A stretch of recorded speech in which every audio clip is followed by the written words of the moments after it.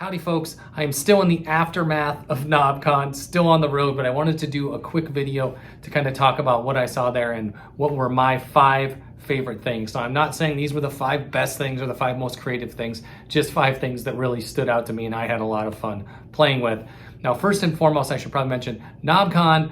If you've never been, it is a great thing to go to. And one of the wonderful things about it is you get to put hands on with all of this gear. And also you have access to the manufacturers right there. So you can ask those questions and talk about the things that you don't normally see online or, in the magazines or whatever.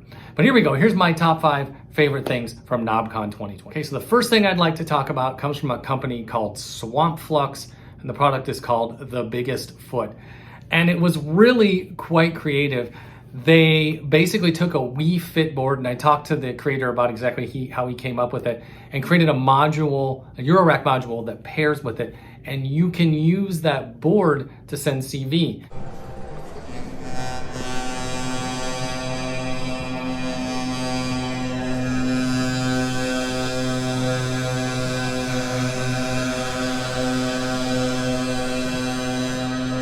So what happens is when you step on the board, you can sort of lean left, right, forward, back, whatever, kind of shift your weight around. And the module will respond to your weight and create CV. And it also has a built-in loop or a lot of other cool things. The second thing that really grabbed me was the Terra from Soma Labs. Now, if you're familiar with Soma, they have some really cool designs, some really unique instruments and things like that. But the Terra, I just really liked it. And I'm not really sure how you describe it. It's like a block of wood and it has MIDI out and also audio out. And you just sort of touch it and then interact with these potentiometers and it can make some really odd sounds.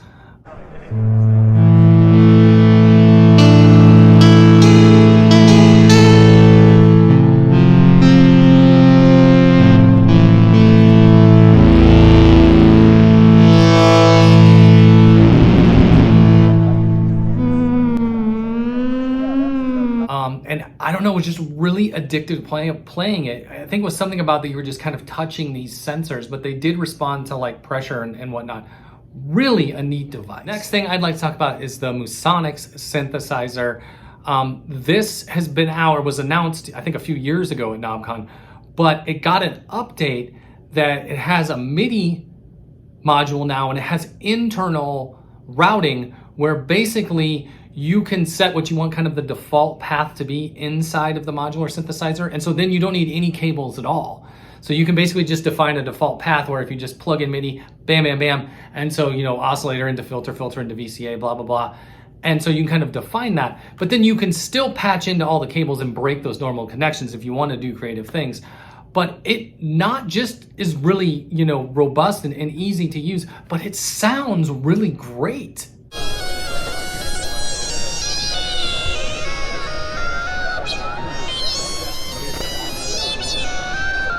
The next item that I found really fun to play with is the Zen Harp from Muse Electronics. So they've released some things in the past and they have some really cool, unique devices. The Zen Harp was new at Knobcon. Now I did shoot some video of this, but unfortunately the audio did not come out. I'm not sure what happened. We even reshot it twice, but it just didn't come out for some reason. So unfortunately you can't hear it. But what I will tell you is it actually does sound like you are plucking a harp, but you're just touching these little sensors. But the way that he's put these like 3 kind of augmenting or offset sort of pads and then, kind of the scale, it's just really powerful and you can create some really neat sounds with it. Muse Electronics is a great company. They've been at Knobcon before and I just really liked the Zen. Next thing that I really liked playing with is the Demon Box. Now, some of you might be aware, a few years ago at Knobcon, I performed with some friends under the name Devil Boxers. So this is very similar to our sort of band name, but Demon Box, I didn't like it because of the name, I liked it because of what it was. And it's another hard thing to describe, but it's effectively an EMF field detector. So anything that produces EMF can be picked up by the Demon Box. It can be outputted as audio, and it really does make some horrendous sounds.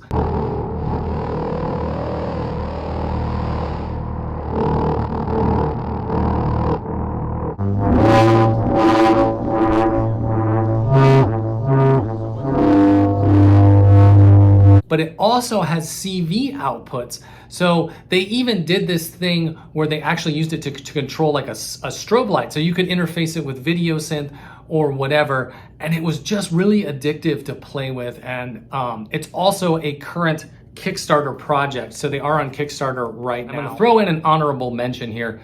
Tidbit Audio, which is a company I've followed for a while. They have some really cool little kind of gadgets. I guess we call them gadgets, like little tidbits that solve, you know, a very specific problem.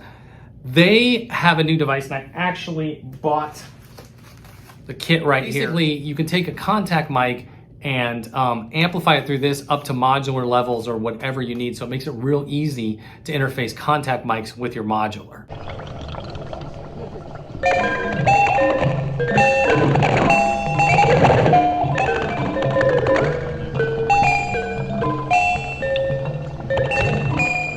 And speaking of Tidbit Audio, they gave one of these to everyone who attended. It was in your swag bag when you got registered. Now, what is this? If you're saying, what the heck is this?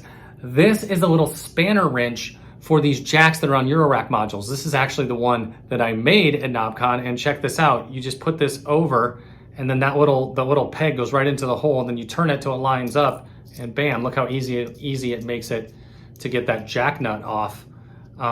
Or the opposite way, if you're screwing it back on, you can never quite get these tight, but with this little pin wrench, you can just put it right in there and bam, that baby is nice and tight now. So that was a fun little bonus that they did. So those were my 5 favorite gadgets or pieces of gear, instruments, whatever you want to call it, that I found at Knobcon 2024. But to be honest, my favorite thing at Knobcon this year and every year is the people. The people there are so great. You get to see some old friends, you get to make a few new ones, you get to talk to manufacturers, you get to watch performances. It's just the people that make it. So there you go. If you didn't see the videos already, check out my Knobcon coverage. I did it all as shorts this year. So they're the vertical format videos that are 1 minute or less.